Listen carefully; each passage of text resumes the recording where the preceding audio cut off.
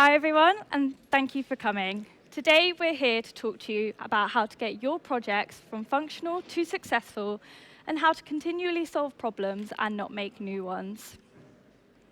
My name is George. I am now a two-time Umbraco MVP. I'm, I'm also on the Core Collaborators community team, and I've been a developer at True for over 3 years now.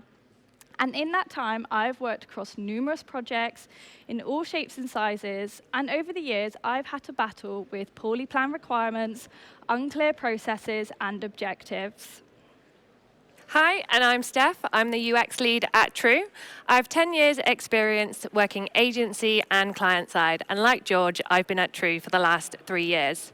If you're anything like me, you've seen teams get caught in the cycle of shipping feature after feature, adding complexity after complexity, only to realize they haven't actually improved the product.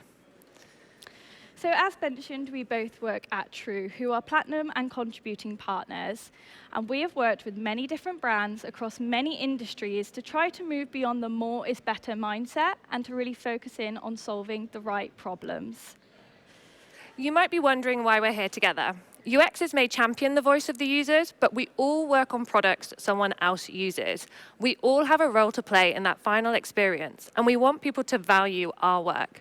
Together, we'll provide insight into how you can put yourself in your user's place, so you only spend time building things people want and enjoy using.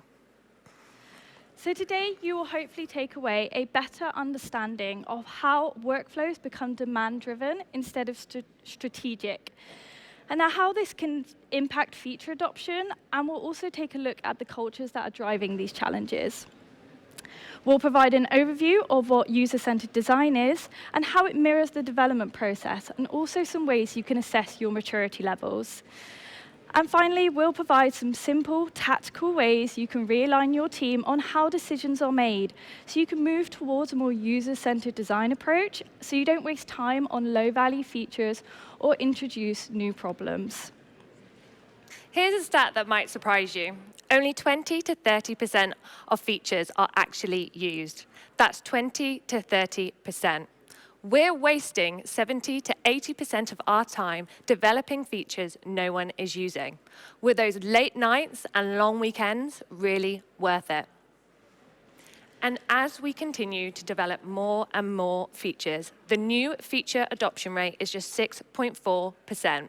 That means for every 100 features your team refines, designs, develops, and deploys, only 6.4 will become regularly used.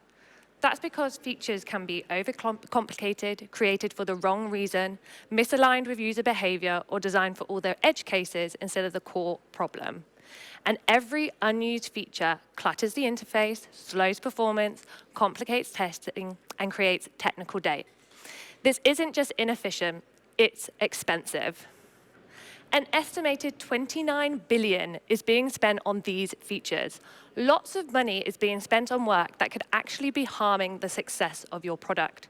It makes you think, why is this happening? What is driving organizations to make these decisions? So let's dig deeper into a few challenges I'm sure we've all come across so we can create a plan to change it.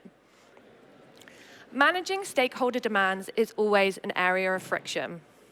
As tech and delivery teams, we have to manage conflicting pressures that affect how and what we work on. Sometimes these pressures are important constraints that we need to work through. Sometimes these pressures are unhelpful demands, creating noise and distracting from the real opportunity. When demands become the driving force behind the solution, we end up with more features and more problems. Stakeholder demands can look like different departments pushing for different features, such as the sales team prioritizing a new marketing campaign, whereas you have the operations team pushing for a new reporting dashboard.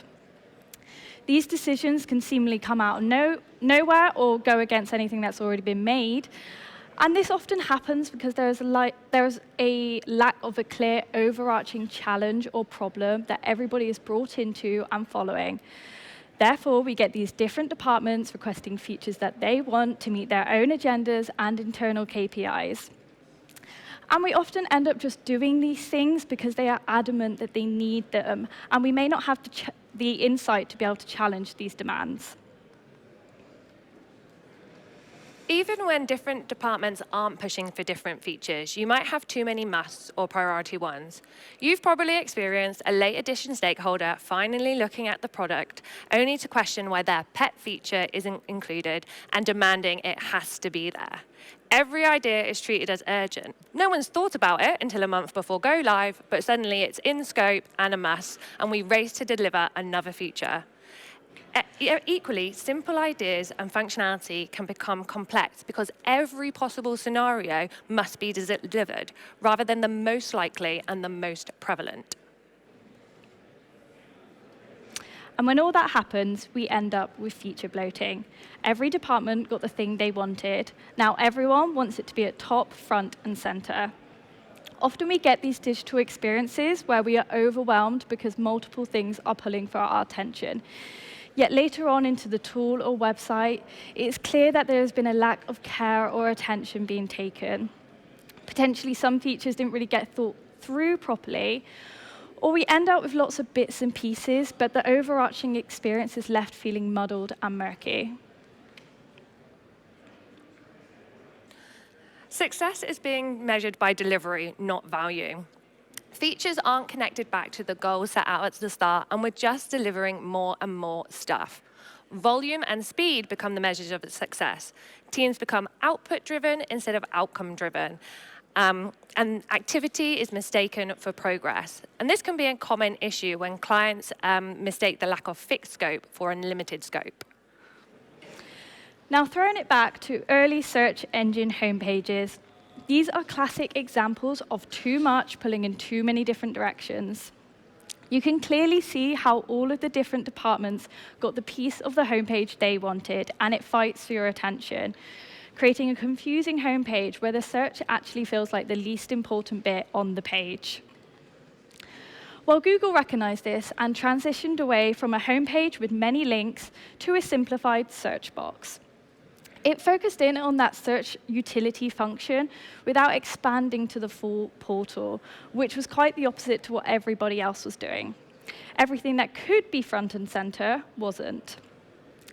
When Google did go on to create a personalized homepage called iGoogle, it was later launched, but it didn't last very long and was eventually shut down. This is a great example of when everything fights for priority, nothing wins. Another challenge evident from those examples is competitive parity. All those other search engines were doing the same thing. Competitive parity is where a product simply equals its competitors. It has the same baseline features, functionality, and perceived value. And it contributes to product failure because when something is the same, why would we change our behavior? Competitive parity can look like a lack of distinction. This is where stakeholders and teams can get stuck in this cycle of trying to match feature to feature in order to stay relevant and not miss something new. This tendency often stems from a lack of clear direction within the team, leading to a weakened emotional connection to the products. And without a compelling vision, the product fails to resonate with its users and offers no meaningful reason to choose it over somebody else's product. Sometimes it's not even competitors they're trying to replicate. It's themselves. I'm sure we've all experienced clients requesting a transformation or a redesign for them to ask us to replicate existing issues. Clients want the new to do everything that it did in the past, potentially in the same way. We have to guide them to understand just because it did work like that doesn't mean it should. When teams have been so close to past iterations, it's hard for them to look past old ideas and prioritize new solutions. And this stems from a place of fear. They don't know that new can be better, and the perception is the same can't be worse. So the cycle of wasted effort continues. And therefore, competitive parity results in stagnation in innovation. When product teams are constantly focused on trying to catch up or replicate, they don't have the time to think about how to push forward and identify new and emerging trends and move first. These teams are just waiting to see what somebody else does first. We see this time and time again with one of our clients. They'll come to us and they'll say something like, oh, company X have just launched product Y on their website. Therefore, we need to get product Y on our website as soon as possible. And they'll happily drop all of that planning we've done in sprint planning just for this replication of their competitor. And whilst this sometimes is valid, that's not often. So let's take a look at where some companies moved first. Anyone remember Bourbon? Bourbon was the start of Instagram. They wanted to replicate the success of Facebook with a location-based social platform. Users could check in, plan meetups, earn points for socializing, and share photos of where they had been. It had a lack of distinction from other social platforms doing the same thing. They developed a lot of features in a very short amount of time, but struggled to gain traction. Bourbon pivoted. Rather than copying what everyone else was doing, they focused in on the key area being used, photo sharing. They reprioritized functionality to develop a suite of filters and quickly brought users on board. And within 3 months, Instagram had surpassed 1 million users. They became a success because they defined a clear purpose based off of real user insight and laddered every decision back to it. They moved away from competitive parity to be user-centered and created a new social platform. Does anybody here know Be Real? Be Real was launched pretty recently and gained a lot of traction with Gen Z. Social media apps are constantly bloated with over-created content, ads, and feeds that are controlled by the algorithm. Well, Be Real stripped this all down to 1 notification a day, 1 photo a day, taken at the same time on your front and back camera, and no editing. It blew up as an antidote to over-created content, and it really helped hit a nerve by solving authenticity fatigue. But despite the uniqueness of Be Real, we have already seen its numbers peak and downturn, and it raises the question, was it enough? Be Real slowly started to introduce new features, such as giving their users a longer chance to post photos, and more than 1 opportunity a day to post a photo, possibly to try and keep their users active. But does this then go against their whole idea of trying to be unique and not like other social media apps? Have they potentially stagnated in innovation and just defaulted to copying? It raises another question: should they have researched their users more throughout their ongoing development process so they can maintain user engagement and really build on that authenticity aspect that really resonated with people? Ura broke the mold in a saturated fitness market. They focused in on the fact that some people prioritize rest and recovery over exercise and movement. Insights highlighted some people don't like wearing the bulky watches to bed. They can get sweaty and uncomfortable. So they made an active decision to do a ring because it's more comfortable, but a ring provides better blood flow data. A ring also means no screen, no doubling as a watch, no receiving calls or text. It didn't copy what everyone else was doing for the fear of missing out. It had a clear purpose and stayed focused on that. As a result, Ura users engaged 3 times per day and surpassed the 25% average for continued engagement at 12 months. So why is this happening, and why is it happening a lot? The number 1 reason this is happening is inside-out thinking. We're building features based off of internal assumptions, company structure, and stakeholder wants, creating products that reflect the business perspective more than the user's experience. Clients may have worked in the industry or at a company for a long time. They know what they want because they know the product and they will know it will make things better. But how do they know? Did they ask anyone? Did they consider other ideas? Did they get feedback on their idea? The likely answer is no, but they still know. Inside-out thinking can arise when there is a lack of empathy, and this may not be intentional. Empathy is the ability to understand and share the feelings of others, but also the ability to frame a problem within the context of the user experiences and challenges. When requirements are phrased as, we want this because internal needs this, this doesn't allow the space to empathize with the user. It's very easy to dismiss the value of empathy. Some may argue, oh, well, we already use user story statements, and whilst these are indeed to be user-centered, structured, and challenge-driven, well, True empathy goes beyond just hitting that acceptance criteria. Teams can deliver features that work technically but fail practically. Inside-out thinking and a lack of empathy is evidence of broken feedback loops. No one's validating ideas or requests with users. No one's getting feedback on what's already out there to know what should come next. Thus, we will rely on our clients to provide us with the next demand. The idea might not be the problem, but the process doesn't allow it to thrive. When workflows are void of feedback loops like this one, we lose the ability to make strategic decisions and create the most effective experiences. Requests come in, they land in the backlog, we maybe work on a prescribed solution, and we don't take time to assess it.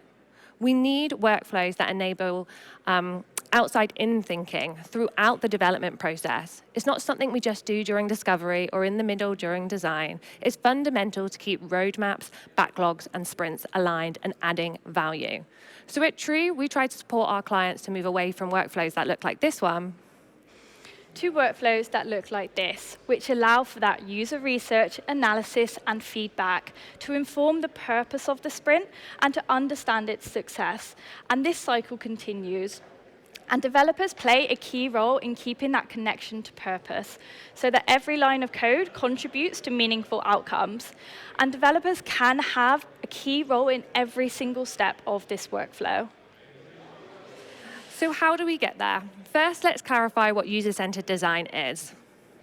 The workflow we just demonstrated embodies user-centered design. It puts users at the heart of the development process.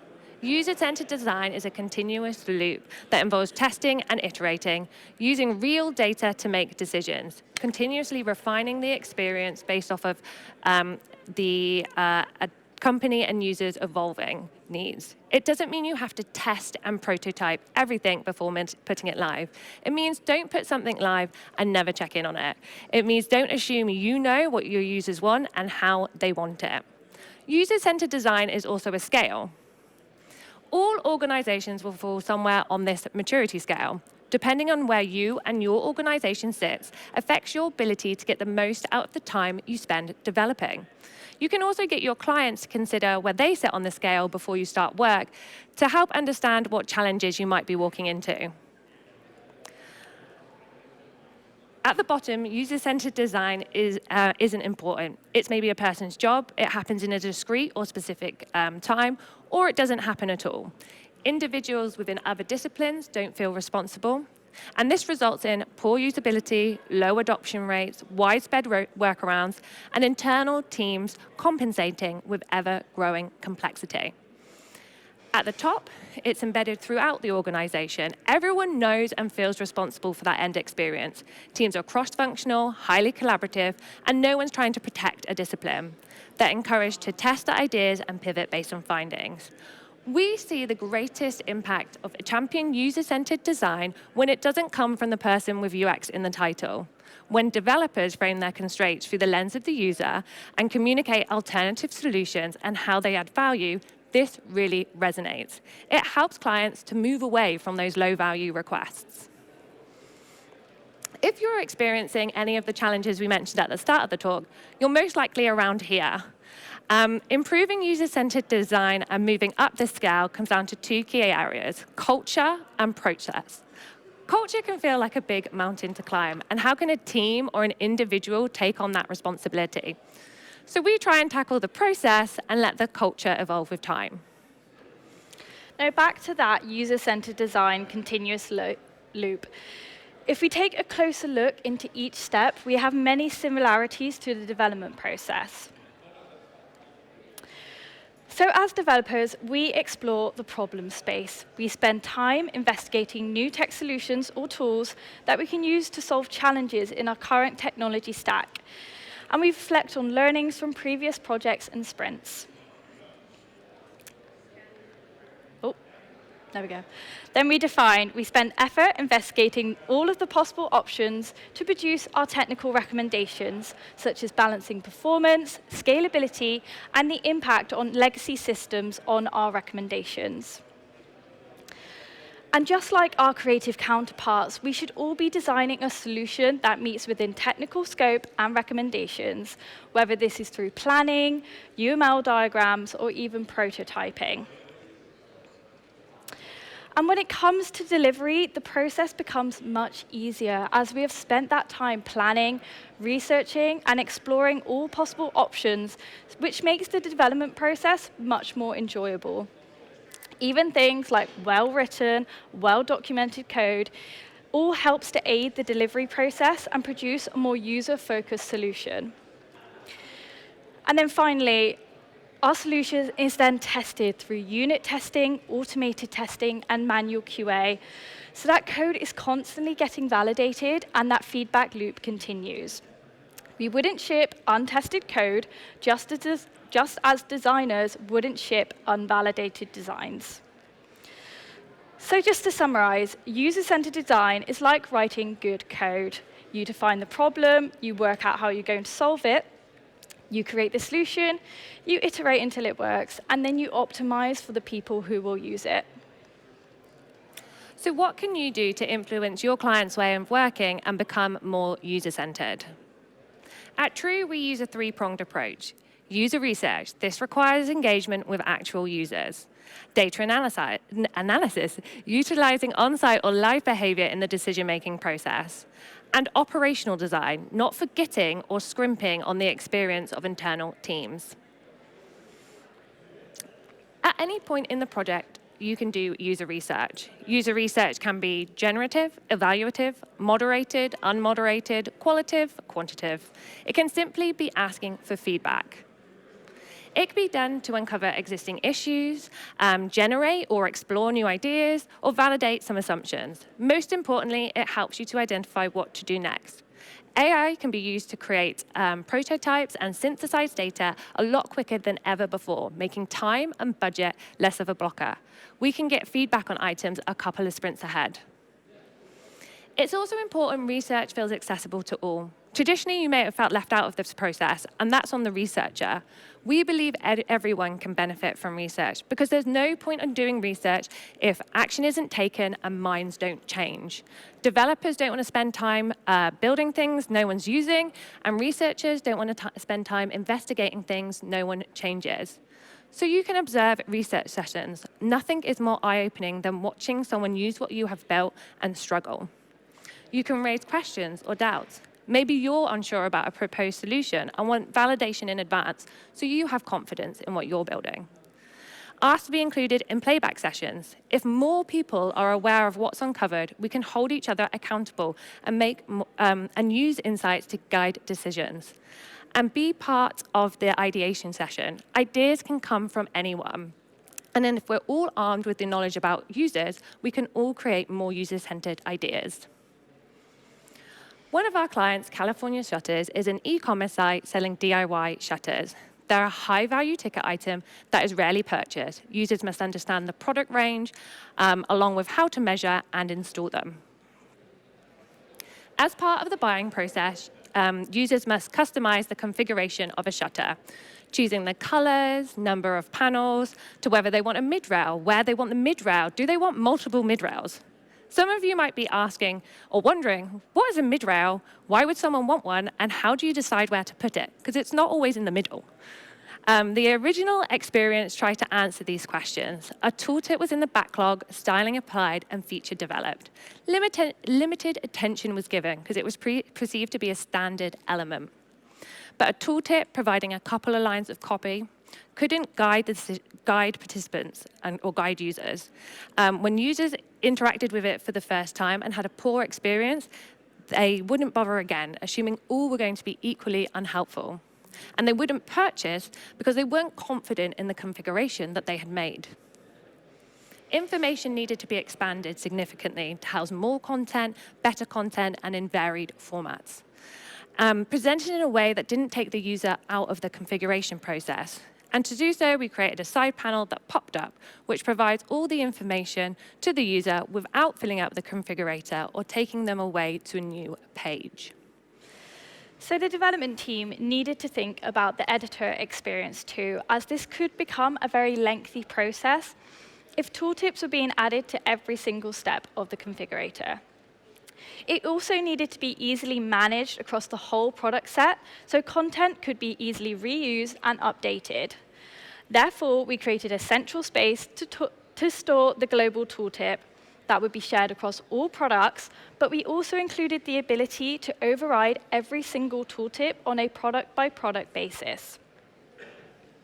This was all uncovered through moderated testing, but what if you don't have access to users or you're not skilled in doing user research? To bridge the gap, we use Microsoft Clarity. It's a great way of observing real user behavior. Microsoft Clarity provides insights into features and functionalities from real users. It's a free and easy-to-use tool that is very simple to get set up with, but it enables designers, developers, and product teams to gain a deeper insight into user interaction. Unlike Google Analytics, Clarity allows you to see how your users behave on your website, providing a much richer picture than analytics alone. Built-in tools like heat maps, session playbacks, and even Copilot in Clarity can generate key session takeaways and summaries of issues. The video feature helps to build empathy with user frustrations, and you can really focus in on those negative behavior triggers, such as back-and-forth actions or rage clicks. Imagine being able to watch your users rage click on your website because they are so frustrated with a feature that you have built. It can be very eye-opening. St. Austell is a wholesale drink supplier. They have thousands of products, thousands of customers, and take thousands of orders, with many customers ordering multiple times a week. And in 2022, orders were still being done by phone, and their e-commerce platform didn't exist. They've come a long way, and now 50% of their customers do all of their ordering online. We work with them to continuously improve the experience, increase sales, and change behavior from phone to platform. One of the early features that was created was Order Again. Most businesses regularly order the same stock, hence Order Again. This allowed users to fill their basket with a previous order and check out. Sounds like it was addressing a clear user need. Unfortunately, it didn't. It took the idea of people regularly ordering the same stock and over-applied it, a stakeholder idea that hadn't been fully validated. Through Clarity, we saw the feature had engagement, but it didn't have follow-through. That's because the rest of the experience didn't align with the user's reality. The feature assumed they wanted the previous order only in the exact quantities. It would empty the existing basket, add the products at the previous quantity, and users would then have to go in and unpick that behavior, leading to frustration and a longer checkout experience. The feature wouldn't be used again. The insight from Clarity resulted in a complete redesign of the feature. The Order Again flow now shows all previously ordered items, which can be added individually. Items show the most relevant, personalized to that individual based off of their evolving behavior. It also provides an additional merchandising opportunity if they are still wanted to increase priority of key products. We expect this feature to be used more than the favorites functionality, which requires some user maintenance to stay relevant, but is one of the second most common features used on the site. Our second prong is data analysis.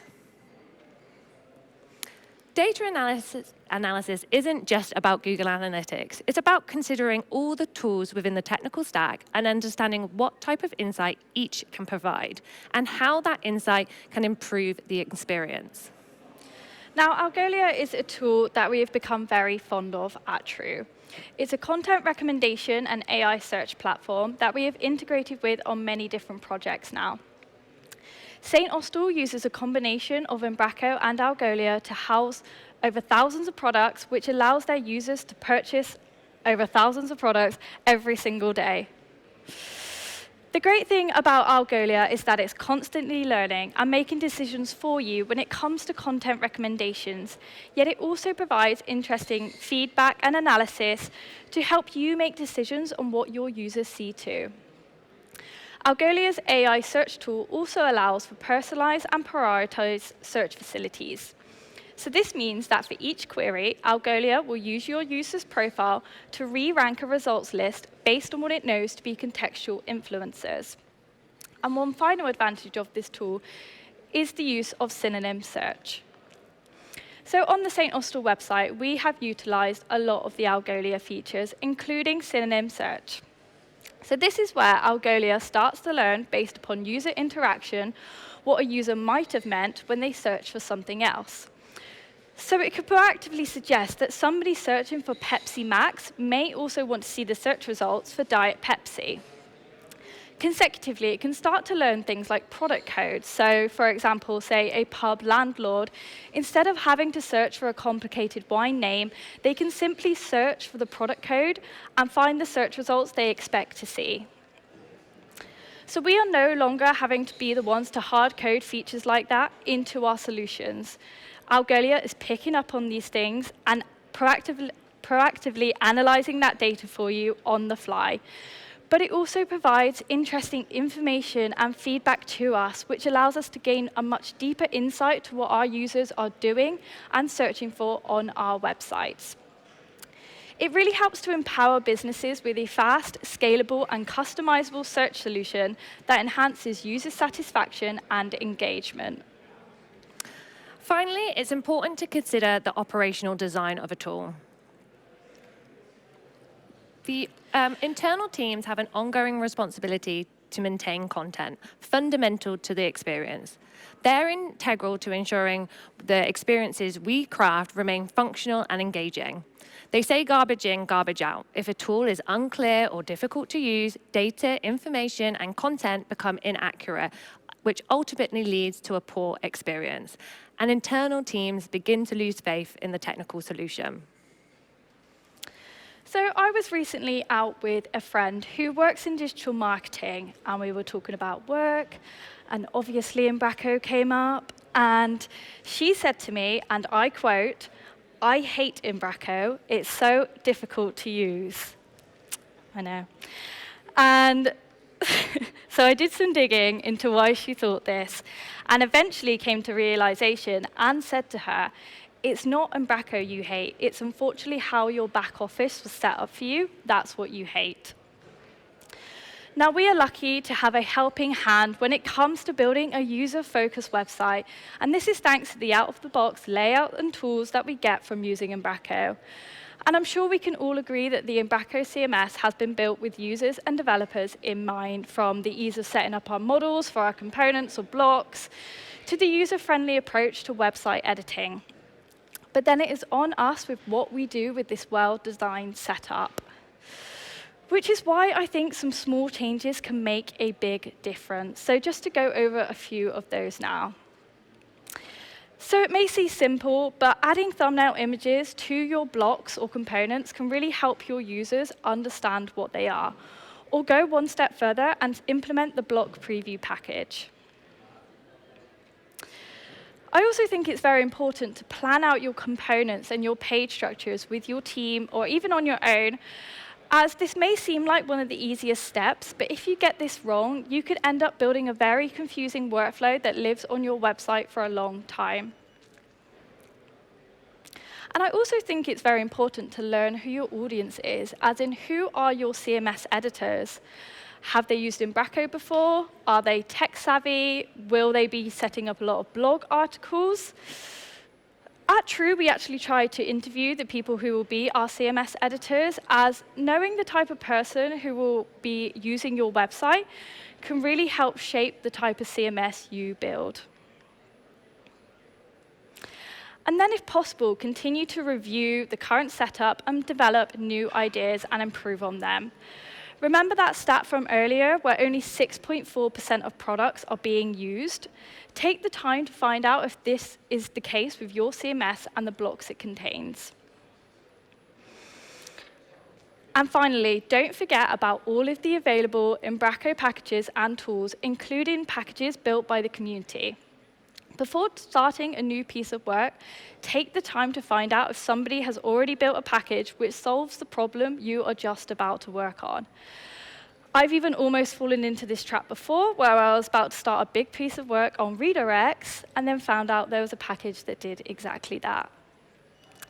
And this is all super top level, and there are so many different ways you can improve your CMS experience. I know this is a subject that has been spoken about a lot, and even by Owen Jones, who is a member of the Umbraco community, if you haven't met him before. He wrote a really good article on this for 24 Days in Umbraco last year, so definitely go and check that out if you haven't already. So we want to leave you with some final thoughts to ensure you solve problems and don't introduce new ones. Do your workflows look like this? Demand-driven, non-strategic, void of feedback, where volume and speed are key measures of success. Are you kept busy delivering features without impact? Spend time reflecting on your organization's maturity level and your own perception of the role you play. If you think user-centered design is someone else's job, you're missing the opportunity to work on the most valuable features. Think tactically, implement some simple process changes to shift perception and realign the team around how decisions are made. We use a three-pronged approach when guiding our clients to think differently about how to prioritize their work. We base it upon research, real user behavior, and not just assumption. This doesn't have to be a lengthy testing process, because you can understand a lot about what your users are doing by watching them through tools like Clarity. Data analysis goes beyond just Google Analytics, and we should all be taking that analysis from all of the technology within our tech stack. And operational design considers the user or CMS users as real users, and we should all be designing for them as well. You can make a number of simple changes in how you measure success and get feedback to create a workflow that looks much more like this. So you can spend less time working on the 80% of features no one is using and more time on the stuff that really matters. Thank you for listening.